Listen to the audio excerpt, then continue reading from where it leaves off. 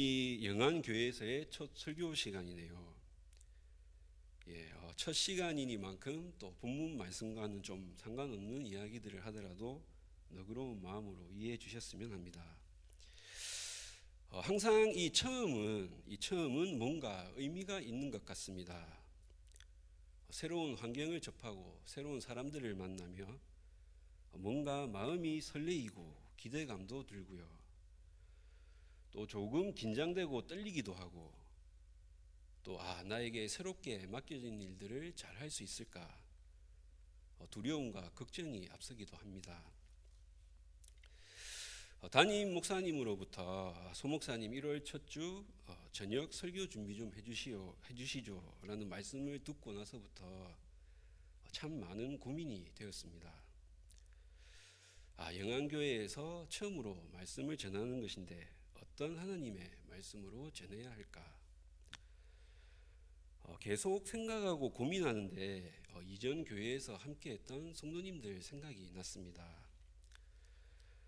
방금 이렇게 광고했었지만 제가 사역했던 앞전 교회에서도 제가 사역을 그만두고 올 때 힘든 일을 겪게 된 성도님들이 많이 있었습니다. 교회 나온 지 얼마 안 되는 막창집을 운영하시는 성도님이 있었습니다. 코로나 때문에 장사가 너무 안 되어서 마음고생이 심했습니다. 손님이 너무 없고 가게세라도 어떻게 벌어서 내어볼까 해서 그 가게 앞에 천막을 쳐놓고 어묵과 붕어빵을 팔았습니다. 이 업종의 특성상 새벽 늦게까지 일해야 할 때가 많았지만 그럼에도 주일날 예배를 빼먹지 않고 말씀대로 살아보려고 참 많은 애를 썼습니다. 그 가정은 부인이 암 선고를 받아야 했습니다. 또 남편 장로님을 먼저 하늘나라 보내시고 또 이 결혼한 자녀들과 멀리 떨어져서 홀로 지내시는 권사님이 한 분 계셨습니다. 몇 달 전부터 계속 소화가 너무 안 되고 또 조금만 움직이면 피곤하고 이상하다 해서 이제 병원 가서 검진을 받으셨는데 쓸개에 암이 생겼고 이미 다른 곳으로 너무 많이 전이가 되어서 이젠 힘들다. 1년 정도 남았다. 마음의 준비를 해야 한다는 판정을 받으셨습니다. 그래도 치료해 보시겠다고 이제 항암 치료를 시작하셨는데 3차까지 이제 받으시고는 호수를 연결해 놓은 부위를 비롯하여서 몸 이곳저곳 너무 염증이 심해지셔 가지고 더 이상 진행하시지 못하고 중단해야 했습니다. 날마다 이 교회 지하 예배실에서 기도실에서 울며 불며 부르짖듯 기도하시는 이 권사님의 기도 소리를 들으며 복도에 앉아 함께 기도하곤 했습니다. 또 매일 새벽 예배 빠지지 않고 꼬박꼬박 나오시는 안수 집사님이 계셨는데 항상 기도가 끝나고 나면 또 교회에서 이렇게 몰려 나온 쓰레기들을 트럭에 싣고 또 치워주시는 그런 또 힘든 일들을 또 맡아 하셨습니다. 그런데 퇴근길에 교통사고가 나셔서 장기 이곳저곳에 너무 많은 손상을 입으셨고 수술을 받으셔야 했습니다. 다행히 조금씩 회복이 되셨고 퇴원하셨다는 소식을 듣고 대구에 내려오기 전 한번 찾아뵈었는데 또 이 신장이 너무 많이 손상되어서 일주일 뒤 콩팥 한쪽을 제거해야 하는 그 수술을 받으셔야 한다는 그런 이야기를 들어야 했습니다. 이런 성도님들을 뒤로한 채 이 교회를 떠나오는 것이 참 마음이 무거웠습니다. 그리고 12월 13일이 제가 이전 교회에서 마지막으로 말씀을 전하고 또 성도님들께 인사드리기로 한 날이었습니다. 주일을 이틀인가 앞두고 갑자기 코로나 상황이 또 악화되어서 수도권 지역은 이제 예배 때 20명 이상 모일 수 없다는 그런 정부의 지침이 내려왔습니다. 주일날 문을 열고 집을 나섰는데 눈이 펑펑 내리고 있었습니다. 한 나이 많은 군사님께 전화가 왔습니다. 목사님 다음 주 가신다고 해서 얼굴 한번 꼭 보고 싶었는데 눈이 너무 많이 옵니다. 나는 이제 이곳저곳 뼈가 너무 약해서 미끄러져 넘어지면 큰일 난다. 도저히 갈 수가 없다. 너무 속상하고 미안하다라는 전화였습니다. 하얗게 눈이 쌓인 새벽, 차도 사람도 없는 조용한 거리에 서서 버스를 기다리고 있는데 그렇게 마음이 슬플 수가 없었습니다. 앞으로 제가 계속 목회에 나가면서 참 기억에 남는 시간이 될 것 같습니다. 우리 영안교회 성도님들에게도 2020년 지난 한 해는 참 힘들고 고달프고 잔인한 한 해가 아니었을까 생각합니다. 특히나 이 대구 지역 분들은 이 코로나19로 인해서 다른 지역보다 더 많은 어려움을 겪었다고 이야기 들었습니다. 제가 알 수는 없지만 또 이 코로나 상황에 더하여서 또 앞서서 얘기했던 분들처럼 자신이 감당하기 너무나 어려운 버거운 그런 질병, 사건, 사고를 당한 분들도 많으리라 생각합니다. 이런 어려움을 겪고 있는 우리 성도님들께 어떤 하나님의 말씀을 전하면 좋을까? 뭔가 힘이 되고 위로가 되는 말씀을 전할 수 있으면 참 좋겠다는 마음이 간절했습니다. 우리가 방금 찬양했던 것처럼 이 세상이 줄 수 없는 하나님만이 주실 수 있는 평안, 위로, 이렇게 오랜 기간 신앙생활 해오신 우리 성도님들 가운데는 이러한 것들을 느껴보신 적이 분명히 있을 것입니다. 오늘의 이 시간도 그러한 시간이 되길 간절히 소망합니다. 자, 이렇게 힘들었던 2020년 한 해가 지나가고 드디어 새해가 밝았습니다. 자, 새해가 시작되면 보통 어떤 일들을 하시나요? 제 예상과는 달리 여기 앞에 앉아 계신 우리 성도님들 눈빛을 보니 올 한 해는 꼭 성경 일독을 하겠습니다. 69절을 외워보겠습니다. 새벽 기도를 빠지지 않겠습니다. 이런 다짐들을 하고 계신 것 같은데 보통 세상 사람들은 올해의 운세 이런 것들을 많이 보러 다닙니다. 올해는 운이 좀 풀릴라나, 돈 많이 벌 수 있을까, 취업할 수 있을까, 결혼할 수 있을까, 삼재가 끼어 조심해야 하는 건 아닌가, 기대도 하고 실망하기도 합니다. 제가 대구 지리는 거의 모르는데 이 팔공산 밑에 가면 이런 점집이 많다고 들었습니다. 시간이 되면 한번 가보고 싶습니다. 그리고 또 새해가 되면 복권을 사는 분들도 많습니다. 인생 뭐 있어 한 방이지 울랄라. 1등 다수 배출한 명예의 전당, 이런 복권 판매점에는 사람들이 길게 줄을 서 있는 모습도 종종 볼 수 있습니다. 결혼하고 몇 달 뒤 장모님에게서 연락이 왔습니다. 소서방, 오늘 내가 꿈을 꿨는데 꿈이 너무너무 좋네.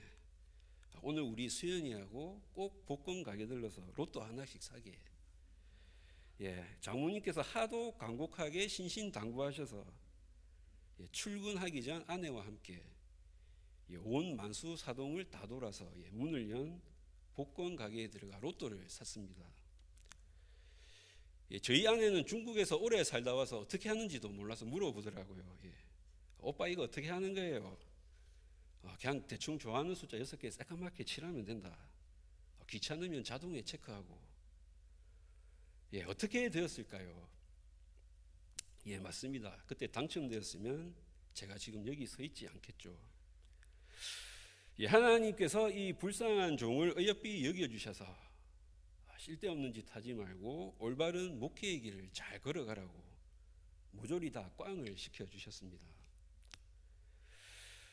요즘도 이렇게 가끔 장모님께 전화가 오면 아이고 소서방, 내가 우리 소서방 시골에 작은 교회 하나 지어주려고 이번 주도 로또를 샀네, 이런 얘기를 종종 하십니다. 그럴 때마다 장모님, 우리가 이런 일확천금 유행을 바라고 세상을 살아가서야 되겠습니까? 하나님 말씀대로 성실하게 정직하게 살아가야지요 하는 소리가 이까지 올라오다가 그래도 혹 당첨되시면 하는 생각과 함께 슉 내려갑니다. 회개합니다. 이렇게 세상 사람들은 새해가 되면 점을 보러 다니고 또 복권을 사기도 하고 내 인생의 볕들날 인생 역전을 꿈꾸기도 합니다. 하지만 하나님의 자녀인 우리 그리스도인들은 어떻게 해야 할까요? 맞습니다. 우리는 하나님의 말씀을 통해 하나님께 기도하는 것을 통해 힘을 얻고 위로를 얻어야 할 것입니다. 자, 오늘 새해를 맞이하면서 이 하나님의 말씀을 통해 세 가지 정도를 살펴볼까 합니다. 자, 첫째는 하나님 앞에 우리의 모습 돌아보기입니다. 자, 우리 다음의 구절을 함께 읽어보겠습니다. 이사야서 1장 11절에서 13절 말씀입니다. 여호와께서 말씀하시되 너희의 무수한 재물이 내게 무엇이 유익하뇨? 나는 순양의 번제와 살찐 짐승의 기름에 배불렀고 나는 숫송아지나 어린 양이나 순염소의 피를 기뻐하지 아니하노라. 너희가 내 앞에 보이러 오니 이것을 누가 너희에게 요구하였느냐? 내 마당말 밟을 뿐이라. 헛된 재물을 다시 가져오지 말라. 분향은 내가 가증히 여기는 바요. 월삭과 안식일과 대회로 모이는 것도 그러하니 성회와 아울러 악을 행하는 것을 내가 견디지 못하겠노라. 아멘. 자, 이 이사야서 1장에는 이스라엘 백성들의 죄에 대한 고발, 그리고 이미 진행되고 있으며 또 앞으로 더 혹독하게 임할 이 하나님의 심판에 대한 선언들로 가득 차 있습니다. 이스라엘 백성들은 하나님께 순양과 살찐 짐승의 기름 그리고 어린 양의 피 등 많은 제물을 바쳤습니다. 초하루, 안식일 등 각종 절기도 잘 지켰습니다. 그런데 하나님께서는 뭐라고 하고 계십니까? 다시는 이런 제물들을 가져오지 말라. 너희는 내 마당만 밟을 뿐이다. 가증스럽다. 내가 역겨워 견디지 못하겠노라 라고 말씀하고 있습니다. 왜일까요? 이스라엘 백성들은 이 하나님의 말씀과 가르침에는 관심이 없고 형식적인 제사에만 열심이었기 때문입니다. 그들은 성전에 와서 하나님은 만나지 못한 채 마당만 밟고 가는 자들에 불과했습니다. 예배로 모이면서도 그 마음속에는 악을 품고 있었습니다. 하나님께 동물의 피를 바치며 용서를 빌고는 돌아서서는 사람의 피를 흘리는 그러한 짓들을 태연하게 반복하고 있었습니다. 하나님께서는 아버지가 자식을 양육하듯 이스라엘을 사랑과 인자로 보살펴 오셨는데 그들은 하나님께 등을 돌려버렸습니다. 그런 이스라엘의 모습에 하나님께서는 분노하고 계신 것입니다. 하지만 이렇게 가망 없어 보이는 이스라엘에게 하나님께서는 여전히 손을 내미십니다. 이사야서 1장 18절에서 20절 말씀입니다. 여호와께서 말씀하시되 오라 우리가 서로 변론하자. 너희의 죄가 주홍 같을지라도 눈과 같이 희어질 것이요 진홍같이 붉을지라도 양털같이 희게 되리라. 너희가 즐겨 순종하면 땅의 아름다운 소산을 먹을 것이요 너희가 거절하여 배반하면 칼에 삼켜지리라. 여호와의 입의 말씀이니라. 하나님께서는 잘못된 과거를 정리하고 이 순간부터 어떻게 살아가야 할지 삶의 방향을 제시해 주셨습니다. 너희의 죄가 주홍같이 붉을지라도 눈과 같이 양털과 같이 희게 해주시겠다, 용서해 주시겠다고 말씀하셨습니다. 우리는 지난 한 해 각종 헌금을 드리고 꼬박꼬박 예배를 잘 드렸습니다. 그런데 하나님을 향한 여러분의 마음은 어땠습니까? 가증스럽구나. 내가 역겨워 견딜 수가 없구나. 이렇게 말씀하시는 하나님의 말씀 앞에서 여러분은 어떤 반응을 보이고 싶습니까? 하나님 억울합니다. 하나님을 향한 제 마음을 아시지 않습니까? 제 마음의 중심을 보셨지 않습니까? 다윗처럼 이렇게 하나님 앞에 항변하겠습니까? 아니면 조용히 고개를 숙이고 계시겠습니까?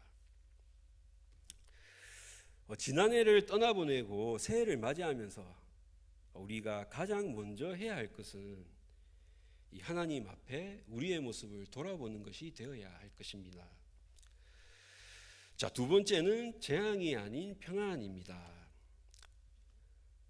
작년 한 해 코로나19 이 사태를 겪으면서 많은 우리 성도님들이 이런 생각들을 한 번씩 해보셨을 것 같습니다. 하나님께서는 왜 코로나19라는 이 몹쓸 바이러스를 우리에게 보내셨는가? 우리가 잘못한 것에 대한 징벌인가? 하나님께서 우리를 멸망시키시려는 것인가? 매우 조심스럽긴 하지만 물론 여기에는 우리의 죄악에 대한 이러한 징벌의 의미가 있을 수도 있습니다. 하지만 우리가 반드시 생각해 봐야 할 것이 있습니다. 우리가 아까 읽었던 본문 말씀인데 예레미야 29장 11절에서 13절 말씀을 한번 읽어보겠습니다. 여호와의 말씀이니라. 너희를 향한 나의 생각을 내가 아노니 평안이요 재앙이 아니니라. 너희에게 미래와 희망을 주는 것이니라. 너희가 내게 부르짖으며 내게 와서 기도하며 내가 너희들의 기도를 들을 것이요 너희가 온 마음으로 나를 구하면 나를 찾을 것이요 나를 만나리라. 아멘. 자, 이 예레미야 선지자가 활동하던 이 당시의 상황은 바벨론 포로기입니다. 남유다 왕국이 정치적인 격변을 겪다가 침몰하고 마는 이 이스라엘 역사에 있어서 가장 암울한 시기였습니다. 이스라엘 백성들은 경제적, 사회적으로 큰 어려움을 겪었지만 그들의 마음을 정말 힘들게 하는 이유는 따로 있었습니다. 하나님께서 어떻게 이방 백성들을, 이방 민족들을 사용해서 하나님의 백성인 우리를 칠 수 있단 말인가? 하나님께서 임재하시는 저곳, 저 예루살렘 성전이 어떻게 파괴되어 불탈 수 있단 말인가? 하나님이 정말 우리와 함께 하시는가? 우리는 과연 회복될 수 있을 것인가? 이러한 생각들이 이스라엘 백성들의 마음을 정말 힘들게 했습니다. 이러한 고통과 비극의 시기에 태어나서 하나님께서 자기 백성과 자기 왕국을 파괴하고 멸망시킬 것이라는 이러한 심판의 메시지를 전하도록 부름받은 이 예레미야 선지자는 그의 별명처럼 눈물의 선지자, 비운의 선지자였습니다. 다음 구절을 한번 읽어보겠습니다. 예레미야 27장 8절 말씀입니다. 여호와의 말씀이니라. 바벨론의 왕 느부갓네살을 섬기지 아니하며 그 목으로 바벨론의 왕의 멍에를 매지 아니하는 백성과 나라는 내가 그들이 멸망하기까지 칼과 기근과 전염병으로 그 민족을 멸하리라. 예레미야서에는 이런 무서운 하나님의 심판의 메시지가 매우 자주 등장하고 있습니다. 칼에 대한 언급이 17번, 또 이 칼과 기근과 전염병이라는 이 삼중 재앙이 15번이나 등장합니다. 이 예레미야서에 대한 배경 지식이 없이 이러한 심판의 메시지, 재앙의 메시지들을 읽다 보면 하나님이 너무나 가혹하고 잔인하고 무서운 분으로 느껴집니다. 하지만 자기 백성에 대한 이러한 하나님의 심판은 하나님의 최종 목적이 아니었습니다. 이스라엘 백성들에게 하나님은 말씀하십니다. 너희를 향한 나의 생각은 재앙이 아니니라. 평안이요 미래와 희망을 주는 것이니라. 너희를 끝장내려는 것이 아니다. 70년간의 이 정화의 과정이 끝나고 나면 내가 누구인지 너희에게 보이고 다시 고국으로 돌아오게 하며 나와 너희의 관계를 회복시키는 것이 목적이다라고 말씀하고 있는 것입니다. 성경 곳곳에서 말하고 있는, 성경을 통틀어 말하고 있는 이 하나님의 뜻은 의외로 매우 명확합니다. 하나님께서는 우리에게 재앙을 주시고 벌을 주시려는 게 아닙니다. 그랬다면 이스라엘은 진작에 멸망당하고 말았을 것입니다. 자, 우리를 향한 하나님의 뜻과 관련해서 우리 성도님들에게 꼭 말씀드리고 싶은 것이 또 한 가지 있습니다. 바로 십자가를 바라보라. 한 점 죄 없는 거룩한 분이 당하신 고난을 생각해보라입니다. 이 브라이언 채플 목사님께서 쓰신 이 성도의 불행에 답하다라는 책에 보면 한 광부의 이야기가 나옵니다. 이것을 소개해 드릴까 합니다. 굳센 믿음을 가진 한 광부가 있었습니다. 그는 젊은 나이에 광산에서 일하다가 크게 다쳤습니다. 그는 침대에 누워서 창문 너머로 세월이 흘러가는 것을 바라보아야만 했습니다. 그는 동료 광부들이 결혼하고 행복한 가정을 꾸리는 것을 지켜보았습니다. 그는 자신이 일했던 회사가 자신이 입은 상해에 대해서는 적당한 보상을 하지 않은 채 나날이 번창해 가는 것을 지켜보았습니다. 그는 자신의 몸이 시들어가고 자신의 가세가 기우는 것을 지켜봐야만 했습니다. 하지만 그는 그의 마지막 날에 대한 소망을 잃지 않았습니다. 그렇게 그 광부는 노인이 되었습니다. 어느 날 한 젊은이가 그를 찾아와 물었습니다. 어르신, 저는 당신이 하나님을 믿을 뿐 아니라 당신을 향한 그 하나님의 사랑을 장담한다고 들었습니다. 확신한다고 들었습니다. 이런 큰 불행을 겪고도 어떻게 그런 믿음을 가질 수 있습니까? 노인은 잠시 주저하다가 미소를 띠며 말했습니다. 이렇게 화면으로 띄워드릴 테니 눈으로 따라오며 함께 읽었으면 좋겠습니다. 물론 의심하던 시절도 있었습니다. 때로는 사탄이 이렇게 무너져가는 집에 들어와 나를 불렀습니다.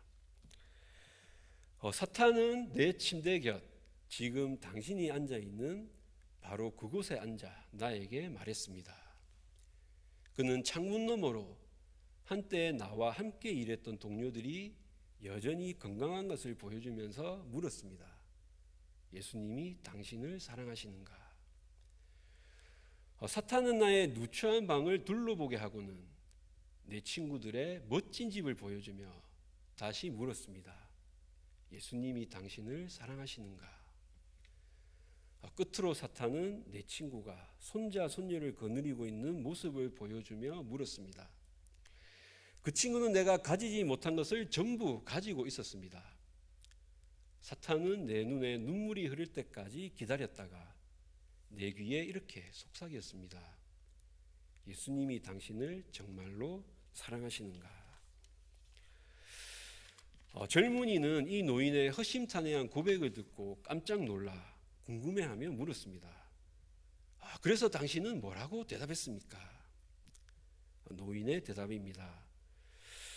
나는 사탄의 손을 잡고서 갈보리라는 머나먼 언덕으로 갔습니다.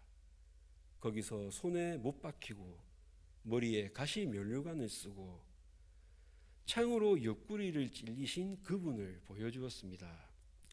그리고는 사탄에게 되물었습니다. 보라, 예수님께서 나를 사랑하시지 않는가? 하나님이 우리를 돌보신다는 가장 큰 증거, 우리가 고통 가운데 몸부림치고 있을 때 하나님은 그저 무관심한 방관자로 서 계신 것이 아니라는 가장 크고 결정적인 대답, 그것은 바로 갈보리의 십자가입니다. 로마서 8장 32절, 요한 1서 4장 말씀을 한번 읽어보겠습니다. 자기 아들을 아끼지 아니하시고 우리 모든 사람을 위하여 내주시니가 어찌 그 아들과 함께 모든 것을 우리에게 주시지 않겠느냐. 사랑은 여기 있으니 우리가 하나님을 사랑한 것이 아니요 오직 하나님이 우리를 사랑하사 우리 죄를 위하여 화목제로 그 아들을 보내셨음이니라. 아멘. 내가 고통받고 있을 때도 여전히 하나님은 나를 사랑하심을 믿으시기 바랍니다. 우리를 향한 하나님의 뜻은 재앙이 아니요 평안과 사랑과 희망임을 믿으시기 바랍니다. 자, 오늘 살펴볼 세 번째 것은 그리스도의 장성한 분량에 이르기까지 자라가는 것입니다. 우리 에베소서 4장 13절 14절 말씀을 함께 읽어보겠습니다. 우리가 다 하나님의 아들을 믿는 것과 아는 일에 하나가 되어 온전한 사람을 이루어 그리스도의 장성한 분량이 충만한 데까지 이르리니 이는 우리가 이제부터 어린아이가 되지 아니하며 사람의 속임수와 간사한 유혹에 빠져 온갖 교훈의 풍조에 밀려 요동하지 않게 하려 함이라. 아멘. 저는 지난 한 해 이 코로나 사태를 겪으면서 두 부류의 성도님들의 모습을 보게 되었습니다. 첫 번째 부류는 이러한 어려운 상황 속에서도 교회에 나와 혹은 이 자신만의 골방에서 하나님의 말씀을 읽고 더욱 하나님 앞에 기도하는 가운데 이 교회와 어려움에 처한 옆에 성도님들을 위해 섬기고 헌신하며 그 믿음과 신앙이 더욱 자라가는 분들이었습니다. 그리고 또 한 부류는 아침에 잠시 방송으로 예배드리고 오후에는 볼일 보러 다니고 또 놀러도 다니고 여행도 다니고 이것도 괜찮은 주일의 라이프 방식인데 이렇게 생각하는 분들이었습니다. 그래도 이처럼 인터넷으로 예배라도 드리면 참 다행이었습니다. 담임 목사님께서 전화로 신방하실 때는 다들 목사님 요즘 영상으로 예배 잘 드리고 있습니다. 이렇게 말씀들을 하셨는데 실제 실시간 예배 중 이 동시 접속자는 그 절반도 되지 않는 것을 보면서 심히 근심하시고 실망하시는 이 담임 목사님의 모습을 본 적이 있습니다. 예배는 이 비대면 예배를 고집하고 당연하다 생각하면서 먹고 마시며 놀러 다니는 데는 대면을 마다하지 않는 모습들, 신앙이 점점 무디어져 가고 퇴색되어 가는 이 성도님들의 모습이 다른 한 부류의 모습이었습니다. 우리 누가복음과 마태복음 말씀을 한번 읽어보겠습니다. 노아가 방주에 들어가던 날까지 사람들이 먹고 마시고 장가들고 시집가더니 홍수가 나서 그들을 다 멸망시켰으며 또 롯의 때와 같으리니 사람들이 먹고 마시고 사고 팔고 심고 집을 짓더니 롯이 소돔에서 나가던 날에 하늘로부터 불과 유황이 비오듯 하여 그들을 멸망시켰느니라. 인자가 나타나는 날에도 이러하리라. 마태복음 말씀입니다. 둘 다 추수 때까지 함께 자라게 두라. 추수 때에 내가 추수꾼들에게 말하기를 가라지는 먼저 거두어 불사르고 단으로 묶고 곡식은 모아 내 곡간에 넣으라 하리라. 우리는 주님의 그날이 실제로 다가가고 있음을 깨달아야 합니다. 두렵고 떨리는 마음으로 날마다 하나님 앞에 서야 합니다. 우리 성도님들께 묻고 싶습니다. 지난 한 해 여러분의 신앙은 어땠습니까? 한층 성숙해졌습니까? 그리스도를 닮아가고 있습니까? 그리스도의 장성한 분량에 이르기까지 자라가고 있습니까? 아니면 점점 무디어져 가고 바람에 날려 불에 태워지고 말 가라지가 되어가고 있습니까? 더욱 성숙한 그리스도인으로 자라가는 저와 여러분 되시길 소망합니다. 마지막으로 설교를 마치며 이 2021년은 저와 여러분에게 이러한 한 해가 되었으면 좋겠다는 바람이 있는데 그것은 바로 예배가 회복되는 것입니다. 예전에 제가 직장 생활할 때 회사가 너무 바쁘다, 일요일도 출근하라라는 그러한 강요에 못 이겨서 출근했던 때가 있습니다. 그때 저에게는 그럴 수 없습니다. 저는 주의를 지켜야 합니다. 라고 말할 용기도 없었고 또 제 신앙은 그렇게 좋지도 않았습니다. 그렇게 2달 만에 교회에 나가 자리에 앉았고 또 저희도 이렇게 예배 시작 전에 뜨는 것처럼 예배가 곧 시작됩니다. 기도로 준비해 주세요. 라는 이런 화면이 떠 있는데 거기에 적힌 한 문구에 제 마음이 울컥했습니다. 거기에는 이렇게 적혀 있었습니다. 예배가 회복되면 모든 것이 회복됩니다. 그날의 예배는 특별하지 않았습니다. 찬양도 목사님의 설교도 여느 때와 마찬가지였습니다. 하지만 예배를 시작하면서부터 제 눈에는 계속해서 눈물이 흘렀습니다. 제 삶이 얼마나 망가져 있는가를 보게 되었고 또 이 예배가 나에게 얼마나 소중한 것인가를 깨닫게 되었기 때문입니다.